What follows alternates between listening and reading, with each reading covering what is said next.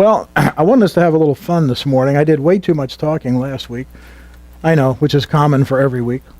So I thought we'd ask a question. We'll take George's approach today, and I'll ask a question, and then you guys just have to answer it. That's all there is to it. In order to keep track of where we're headed, let's just have a fast review of our chronology. I put the easy one up here, Cain and Abel. Who came next after Cain and Abel? Seth. Who came next after Seth? Oh boy. I could ask you to spell it. Oh, come on. 960 years? Thank you. We'll just go with meth for the time being. What happened to... Good thing Crack's not in here. Who came after Methuselah? Noah. And at the tender age of 600, him and his sons got in the ark, and the flood came, and his sons were?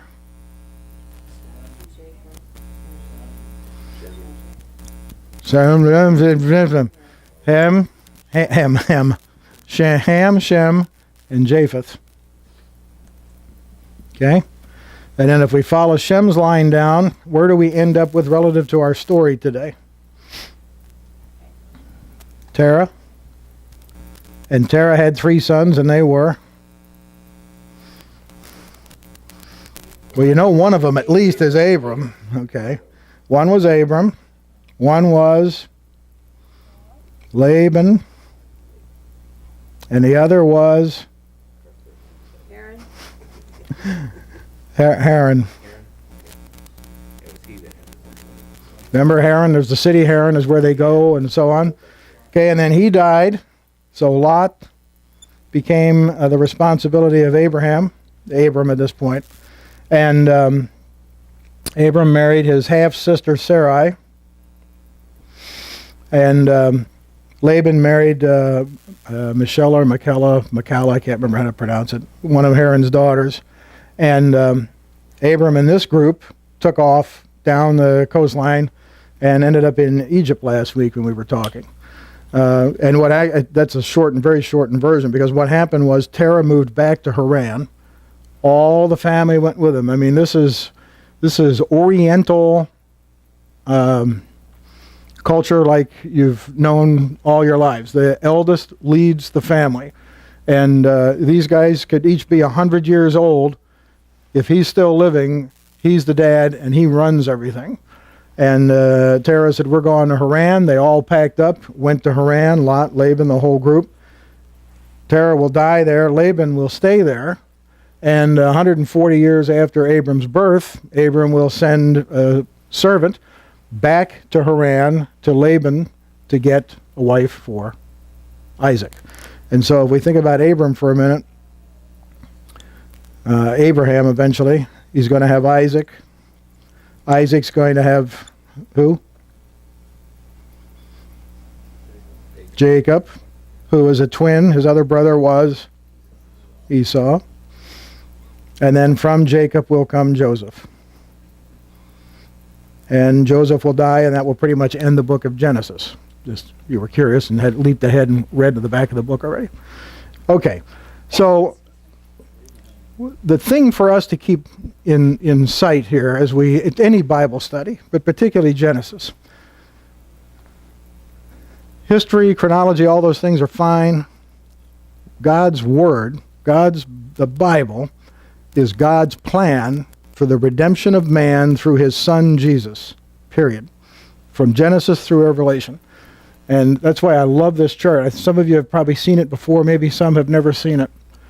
This is the family tree of Christ. Starting with Adam and Eve, goes all the way down, and what's really cool about it, you can have a look after class, it even splits out the judges, the kings, all that, prophets, there's all sorts of things interwoven in there, leading to Joseph and Mary at the bottom and the birth of Christ. And then we know through the New Testament that baby Jesus returns again and brings an end to sin and death in the world. That's what God's Word is all about. And we're getting to see the very early stages of that with this promise several times to to Abraham. So with that, I wanted to, before we got into the lesson itself today, oh, you know what I should do? I probably should pass a couple of things around. Let's pass that around. And I've got the...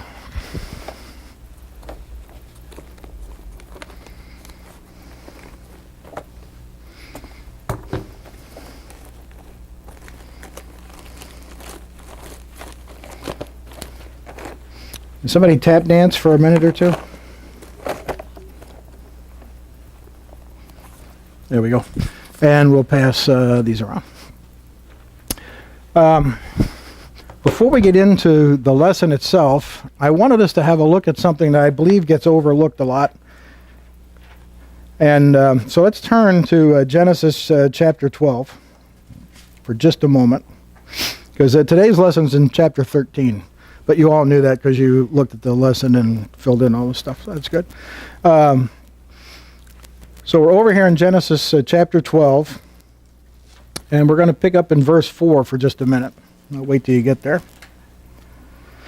And what's happened in the first 3 verses of this chapter is where God gave Abram the first command to pack everything up and move on. And in verse 4 it says, "So Abraham departed as the Lord had instructed, and Lot went with him." Abram was 75 years old when he left Haran. So when he came out of Haran and headed down, he was going to the Negev. But of course there was a famine and he had to go on into Egypt. But he was 75. And if you remember last week when we did the calculation on when was Abraham born, we based it on how many years of sojourn in the land, and we based that on how many years from the giving of the law and so on. And we talked about Abraham being 75 when God gave him the commandment to go, and the covenant that he would bless everybody. And that started the clock for the patriarchal period, they call it, a period of 215 years between Abraham and Joseph. So Abraham departed as instructed, and Lot went with him, and Abraham was 75 years old when he left Haran. He took his wife Sarai, his nephew Lot, and all his, what does it say?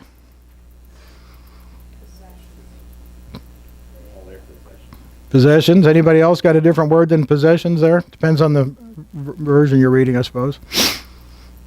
Mine says, and all his wealth. Abraham, it says all his possessions. Abraham was a wealthy person.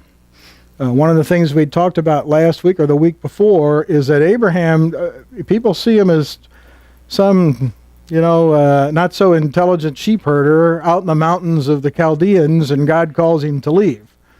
No, this guy had his act together. He apparently was well educated. He knew business. He knew how to grow livestock and all those kinds of things. He goes in to talk to the Pharaoh just fine, that sort of thing. Yeah, like very similar to Moses. That's a good analogy.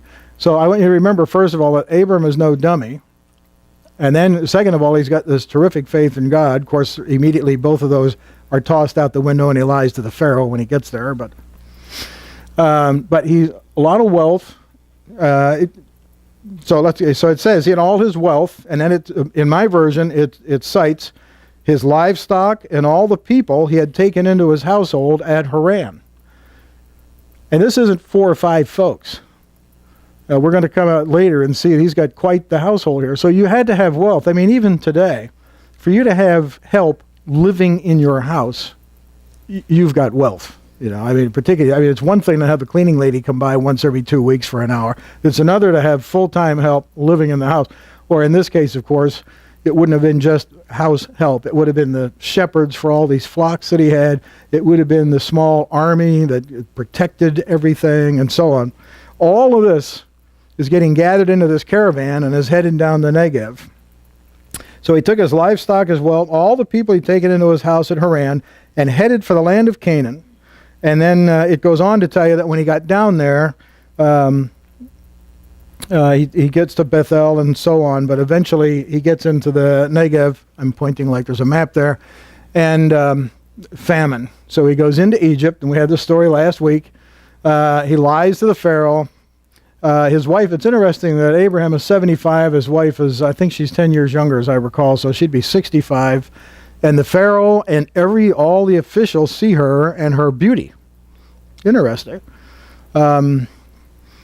People sometimes will find that strange, oddly enough. But on the other hand, can we think of some very beautiful women in their 60s? Or who were in their 60s and were still beautiful at the time? Sophia Loren.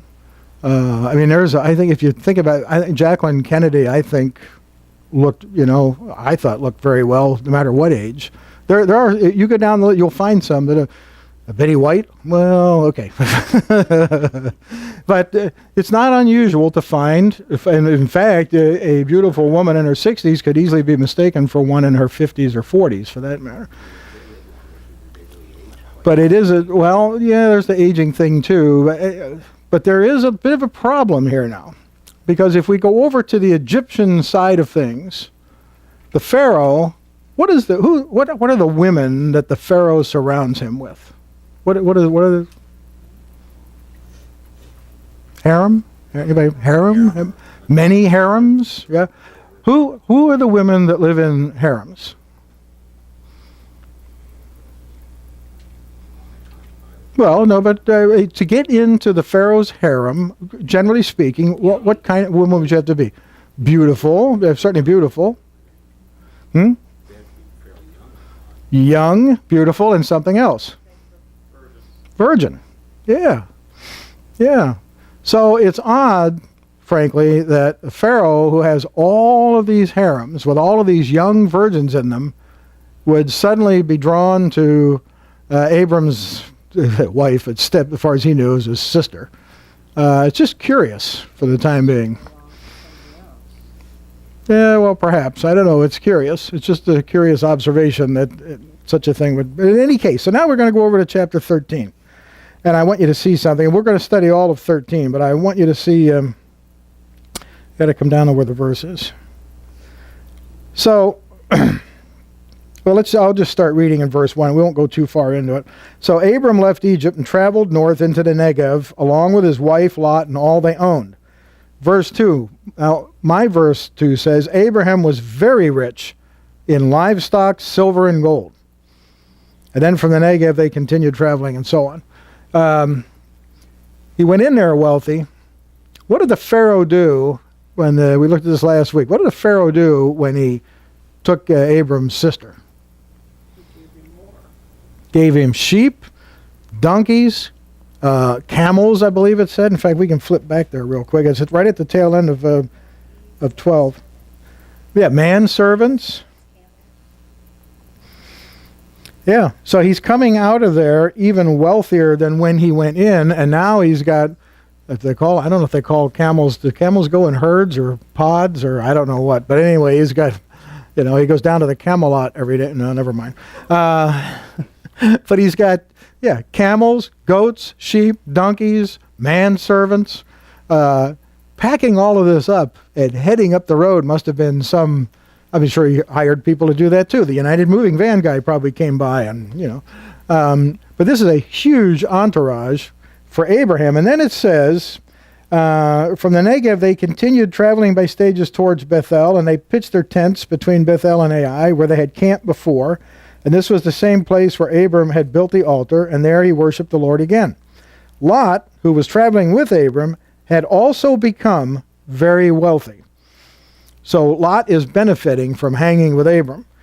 And it says, flocks of sheep and goats, herds of cattle, and many tents. So we have two extremely wealthy people here. And we know the story. We'll get into it some today about the separation of the two. But what strikes you about the fact that they're both wealthy? And if we looked at, we'll take Abram for a minute. If we looked at Abram today, very wealthy, what strikes you about that in terms of relationship to God and those kinds of things? Yeah, most people studying at home can't hear that, but yeah, most wealthy people today aren't. I would venture to say most wealthy people back then weren't either. Why is that? Why most wealthy people don't have a walk with God? That's a few. It's not that. They have everything they need.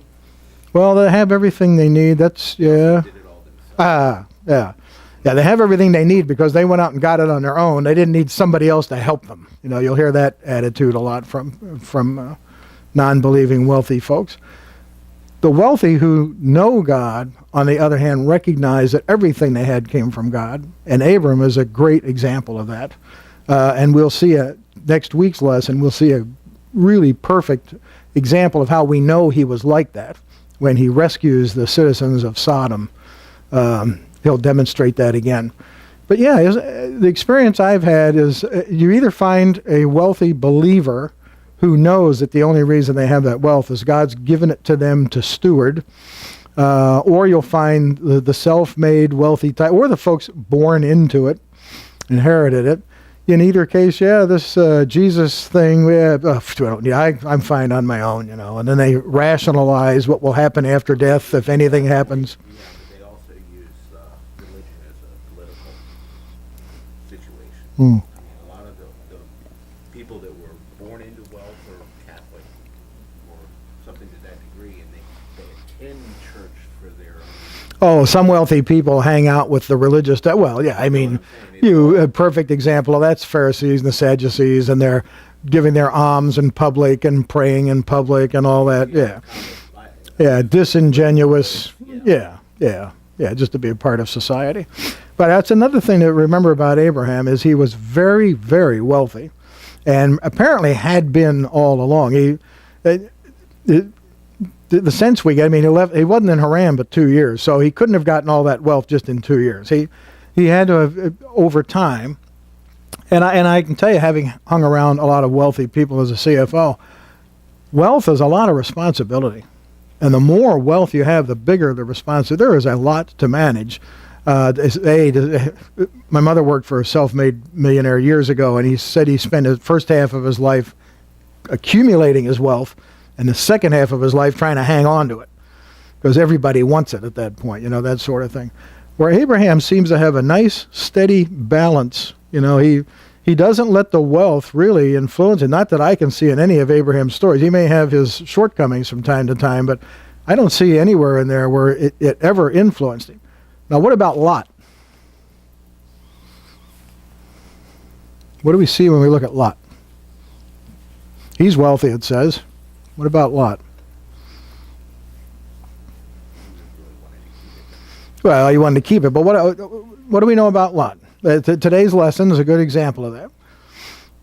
Lot and Abraham split, right? In fact, I guess let's start the lesson here, because I want you to see that Lot looked at things completely different than Abraham did.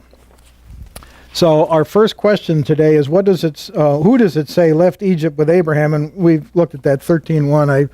Whoever has it, I apologize, I read that already. During Abraham's trip back to the Negev, at what city did Abraham first call in the name of the Lord? And what does this imply is happening between Abraham and the Lord? So who has 13:3 and 4? And he went on his journey from the south as far as Bethel to the place where his tent had been at the beginning, between Bethel and Ai, to the place of the altar which he had made there at first. And there Abraham called on the name of the Lord. And so what can we imply from these verses now? He gets back to Bethel, builds an altar. Well, yeah, or he already went to the altar. He already had it. Yeah, he goes back to it. And so what's happening here? What's the picture is happening between Abram and God? Yeah, the relationship is being restored. We don't know, but it's, you could certainly infer that Abram confessed his sin of lying in Egypt. Whatever it was, the inference in these two verses is that the relationship between God and Abram, as a result of him stopping at Bethel at that altar, has been restored. And we'll see a different kind of relationship from here on. And then the next question I had was, during the time that Abram and Sarai were in Egypt, who else prospered greatly there? And we've read this, I think, but 13:5 and 6, who has that? Oh, okay. Lot also, who went with Abram, had flocks and herds and tents. Now the land was not able to support them, that they might dwell together, for their possessions were so great that they could not dwell together. Right. So this is what I mentioned earlier. Lot's prospering because he's been with Abram. God will do this, by the way. I don't know if you've had that experience or not, but God will do that. You may have a lost person, I don't know, in some relationship, work or wherever, who benefits because you got blessed at the same time, and that same blessing gets shared with that lost person. Similar kind of thing. But as a result of being with Abraham, Lot benefits, either because he is a relative or because Lot watches what Abraham's doing and learns how to, grow his wealth, make his herds bigger, whatever. I don't know, but he clearly benefits from being with Abraham. So he's liking the hanging with Abraham part because he's accumulating wealth. Then, question 4, a quarrel develops. Oh, yeah, so this is, who has 13, 7, and 8? And there was strife between Oh. the herdsmen of Abram's livestock and the herdsmen of Lot's livestock. The Canaanites and the Perizzites then dwelt in the land. So Abram said to Lot, "Please let there be no strife between you and me, and between my herdsmen and your herdsmen, for we are brethren." Yeah. So We're family.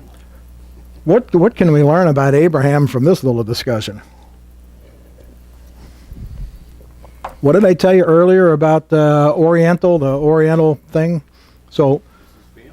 Yeah, so it's family, right? there should be peace between them. Well, what is Abraham doing here that would not be common in, say, an Oriental family led by the elders?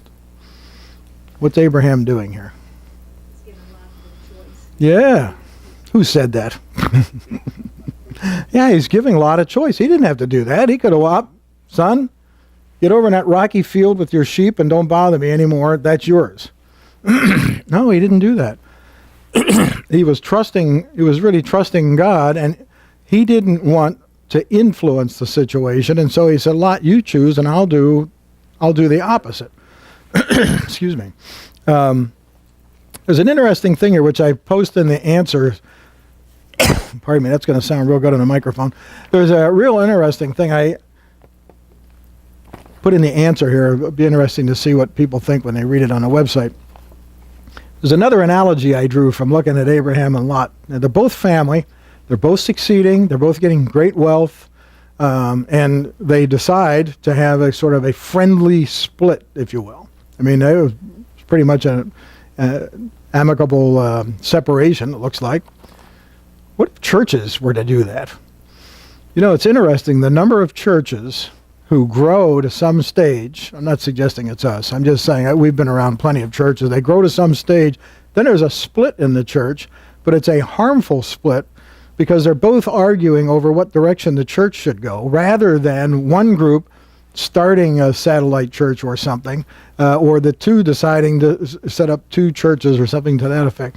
A good example of that is Andy Stanley's church and Charles Stanley. I don't know if you're familiar with that or not, but Andy was a pastor of a satellite, and there was a lot of turmoil around it. I'll cut to the chase. In the end, it was a friendly separation, if you will, and that satellite became another church in Atlanta.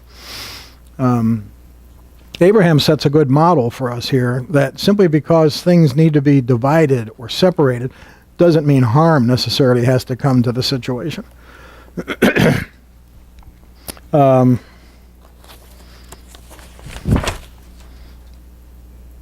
Okay, so I said here Abraham even allowed Lot to pick the direction he wanted to go in, and then Abraham would go in the opposite one. How ironic is it that the decision was initiated, the different directions that each of these men's lives took from that point on. Abram was already trusting God. What does Hebrews 11, 9 and 10 tell us about Abraham and what guided his choice? Who has Hebrews? Jim, you want to read Hebrews 9?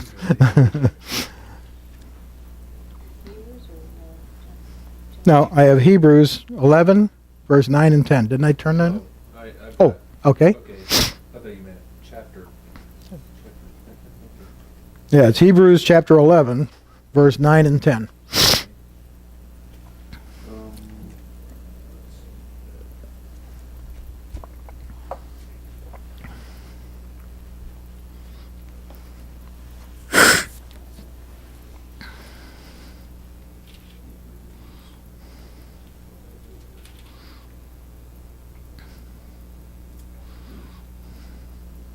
By faith he made his home in the promised land, like a stranger in a foreign country. He lived in tents, as did Isaac and Jacob, who were heirs with him of the same promise. For he was looking forward to the city with foundations, whose architect and builder is God. Yeah. So Abraham was looking forward to the day when he would live in, we'd say, the New Jerusalem, if you will. He's looking for a city built by God, not man.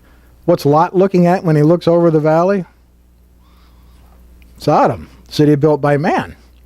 The two of them were completely different in their views of life, their relationship with God, all of that.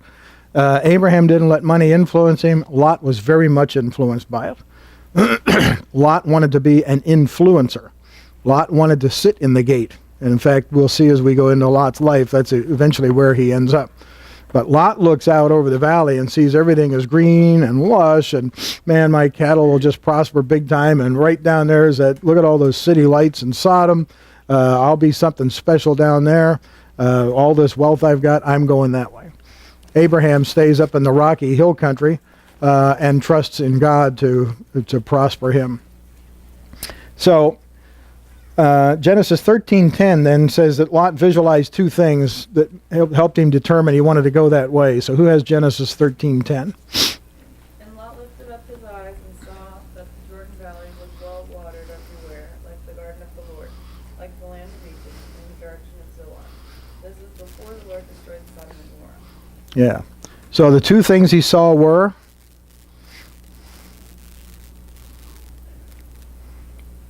The plain of Jordan, Was well watered. Yeah. which were raising crops and cattle. Okay, let's read the verse again. And Lot lifted up his eyes and saw that the Jordan Valley was well watered everywhere, like the garden of the Lord, like the land of Egypt, in the direction of Zoar. Yeah. So what's unusual about him thinking that this looks like the garden of the Lord? Where would that? Yeah, he was never there. But what does that tell you about Lot? What does it tell you about Abraham? Yeah, they talked. I mean, it got passed That down. story was getting passed down. Because remember, the first 5 books of the Bible were primarily written by Moses, who's another several hundred years out yet. This is definitely getting passed along, either written or orally, and Abraham has passed it to Lot. Otherwise, Lot would, if he was just some heathen, no understanding of, he'd have no idea that looked like the Garden of Eden out there. So clearly, he was at least getting taught by Abraham. And we know later, of course, he knew about God when the angels come, and we'll get into that story eventually as well. Jordan, like that now? Yes. Yeah. Yeah, the Jordan Valley, yes. And in fact, I'm looking forward to being over there. I didn't realize, when you look at a map, and it has the Sea of Galilee up here, and then the Jordan River comes out of the Sea of Galilee and ends at the Dead Sea. If most people draw it as a straight line, it's not even close to a straight line. It's literally a series of tight S-curves for 100 miles or so. But that whole, because it's all those, just kind of a delta region all along the, yes, I'm told it's very green. We'll find out. We'll be over there. We'll see it firsthand. Excuse me. The other thing you see here too is that Lot's drawn by the physical world. He didn't pray, God, what should I choose? Or Abraham, I trust you. You choose. You're the father of the family. Or anything. He looked out there and he saw this and he saw that. And we've talked about that in this class before. Lust of the eye, lust of the flesh, pride of life. That's what brought down Adam and Eve. That's what brings every one of us down at some point, because we get attracted to something, or we get fixed on something physical, something emotional, something that makes us feel good. Eve said, I'll have more knowledge, I'll have this, I'll have that. Here, Lot, same, his decision-making was this direction rather than this direction. And it's an easy trap for all of us to fall into. So question 7, once Lot chose the plain of the Jordan, the text tells us that he set out for the east, and that the two men parted company, with Abram living in the land of Canaan. Where did Lot ultimately decide to pitch his tent? In all the plain of Jordan. So we want to see this. Let me apologize for my backside for a second. We want to see this.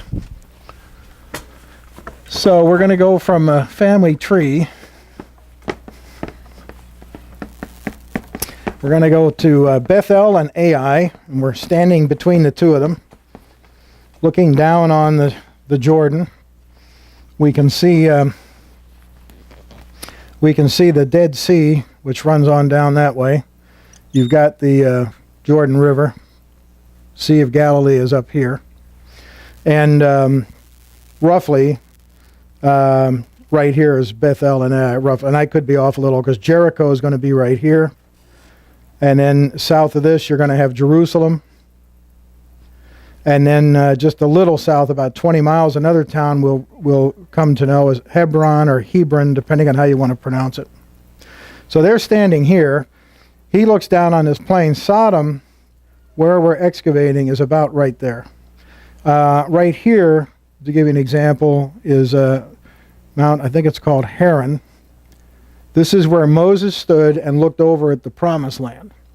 And in fact, when the Jews left Egypt, they came down along here and came in this direction. This is how they would have come in, just roughly. And so Moses, prior to them crossing, when God takes him, he leads him up to Mount Haran. All right, so Jericho. So this isn't going to make any sense to anybody probably. This is mountainous. Okay, this is a valley. It's also called the Southern Levant. This is a valley. Lot's up here. And there's Sodom, and Lot says, I'm going this direction. So now we're going to read some verses and see what he did. And the first one we have is Genesis 13, 11, and 13. So Lot chose for himself the whole plain of Jordan and set out towards the east. The two men parted company. Abraham lived in the land of Canaan, while Lot lived among the cities of the plain and pitched his tents near Sodom. Okay. Now the men of Sodom were wicked and were sinning greatly against the Lord. Okay. And these are in no way geographically correct. I don't know that there's even a city over here, but there could have been. But there was these little towns. We know there were 5 that made up the city-state of Sodom. The second biggest was Gomorrah, and then there was 3 others. But he comes down in the valley, and he'll pitch his tent here. Then he'll pitch his tent over here, and then he's pitching his tent here all around the outside of the cities. All right, and then our next verse is 14:12. The Lord said to Abram after Lot had parted from him, look around from where you are, to the north and south, to the east and west. All the land that you see I will give to you and your offspring forever. I will make your offspring like the dust of the earth, so that if anyone could count the dust, then your offspring could be counted. Go walk through the length and breadth of the land, for I am giving it to you. So Abram went to live near the great trees of Marner at Hebron, where At he pitched his yeah. tent.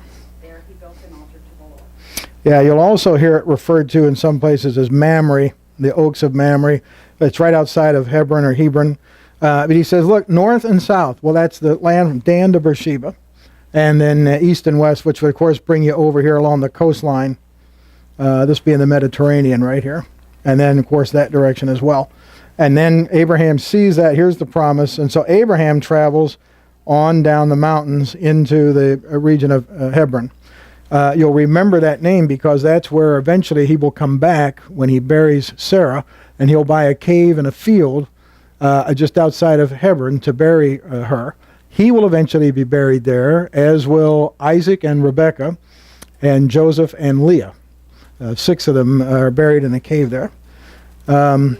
In Hebron, or Hebron. Okay, so then, so he went this way, Lot went that way. And then we have Genesis 19:1. Two angels came to Sodom in the evening, and Lot was sitting in the gate of Sodom. When Lot saw them, he rose to meet them and bowed himself with his face to the earth. So now, a couple of chapters later, we're not living out in the plains any longer. We're not living in tents. We've obviously hired enough people to watch all of that for us. we're sitting in the city gate. And what does that mean exactly? Other than he physically is sitting in the city gate, what does that tell us about Lot? Back then, that was a place of power. Yeah. He had been elevated to a position of influence in the government at Sodom. Not an easy thing to do, and it happened fairly quickly. And next week we'll look at probably my guess as to why it happened. But Lot started here, and he basically just got deeper and deeper in a mess, and eventually found himself exactly where he wanted to be, a man of wealth and influence in the city, more focused on what was and in a city, by the way, that was sinning so badly against God, it's going to be completely destroyed. He was drawn to the bad side of everything, and it apparently really enjoyed it. This is not to condemn Lot. All of us have our little weaknesses. You know, you can pick something, I don't need to know what it is, but we've all got something that when nobody's around, that's what we think about. And so this was Lot's thing. You know, Billy Graham talks about his greatest sin, he believes, was pride, because he liked being called to the White House when there was trouble. He loved it. This is kind of Lot on the flip side of that coin.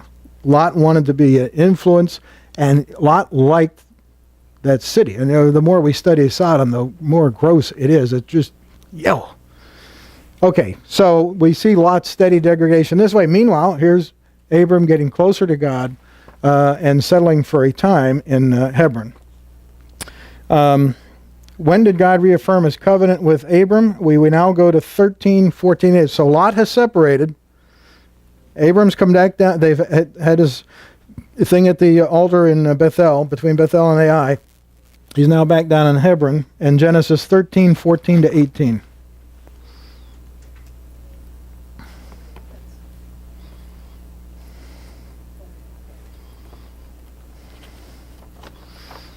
Genesis 13:14 to 18. Yeah, she just read that. Already. She read that already.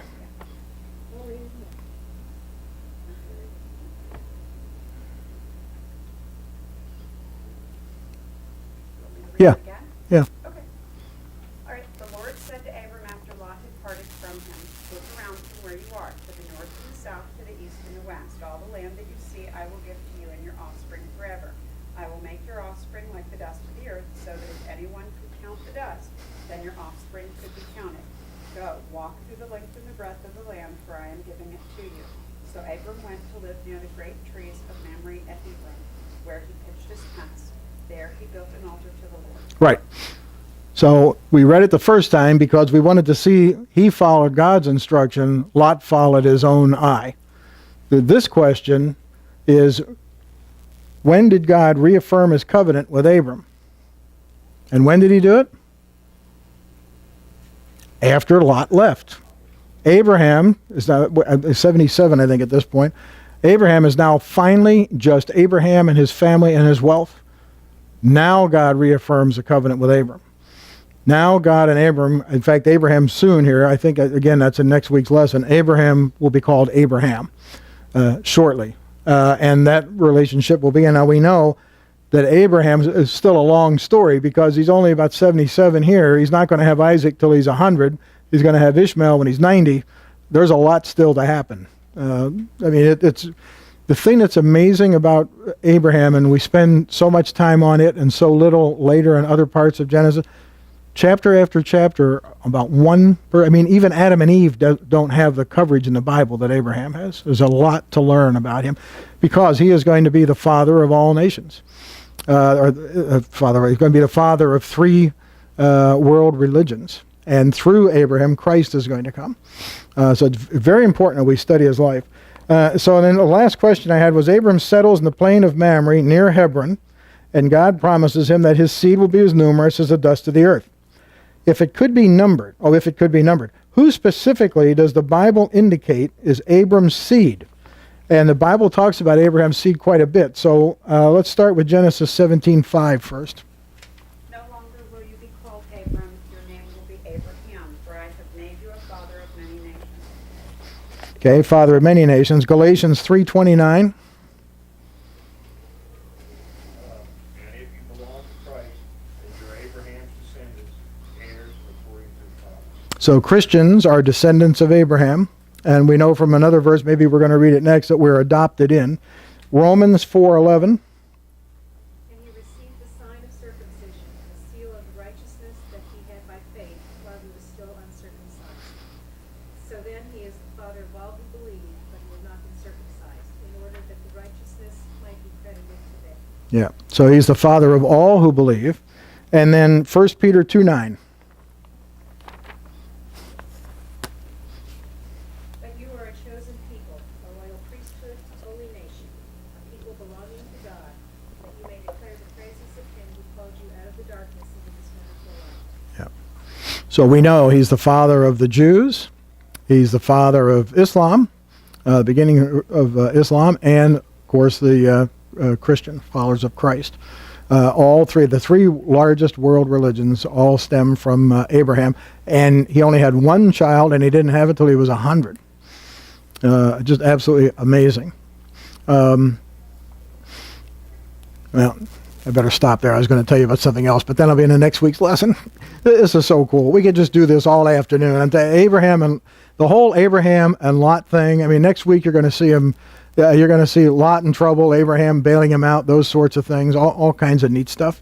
And then the first week that Jim and I are gone, of course, is the whole destruction of Sodom.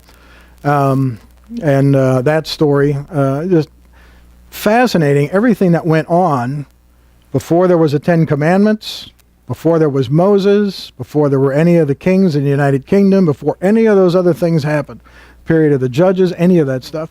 All of this is going on, 2,000 years before the birth of Christ, setting the foundation for the coming Christ child.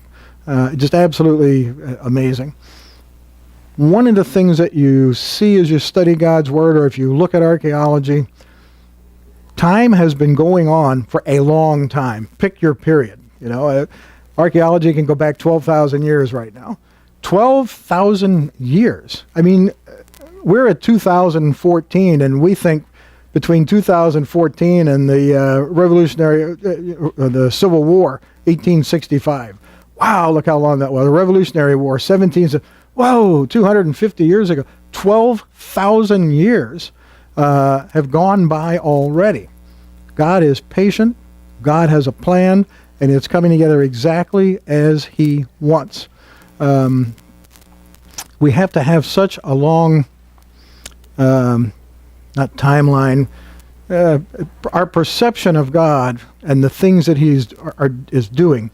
We're so narrow in that compared to God's vision of everything. I mean, it's just incredible. Having said that, one of the things that we see all through the Bible is that when it's time for judgment, it's in an instant. And this is the thing Christ warned the apostles about. Be about the work of today, because when judgment comes, it will happen. It will happen in an instant. The righteous will be protected. Meanwhile, be about the Father's business, and don't be all hung up on what's going to happen hundreds or 1,000 years from now. And one of the things about Abraham was sort of a day-to-day kind of guy. And we'll see next week. God tells him he's going to have a son, first God tells him that he's going to have descendants that outnumber the stars of the sky and the sand of the sea and all this. And Abraham says, how can that be? I don't even have a son yet. So Abraham's just thinking about day to day. Wait a minute, before we get there, I got to have this. Sometimes I think we lose our perspective and we forget that what's happening today matters and how long-suffering God is. I mean, 12,000 years of history, maybe more, who knows, working through God's plan.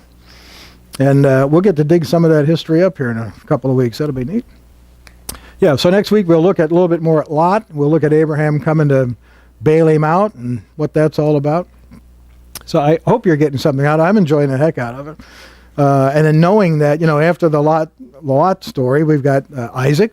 Then we've got the Jacob and Esau. Oh, boy, there's a couple of fine fellas there, And then all the misery that happens to Joseph, and look where he ends up being, which tells us a lot about when sort of misery and pain come into our lives.